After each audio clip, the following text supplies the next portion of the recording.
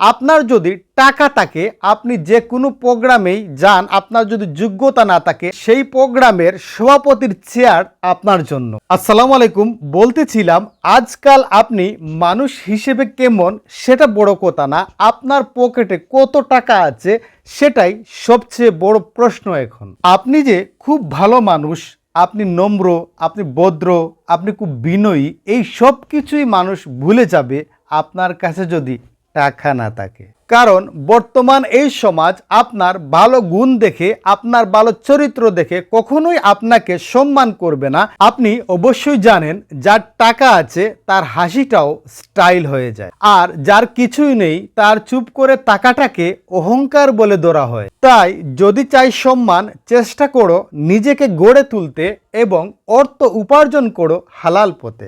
নিজেকে এমন জায়গায় নিয়ে যাও যেখানে সম্মান ভিক্ষা নয়, নিজের শক্তিতে অর্জিত হবে। এই ছিল আজকের ভিডিও। যদি ভালো লাগে অবশ্যই সাবস্ক্রাইব করতে ভুলবেন না।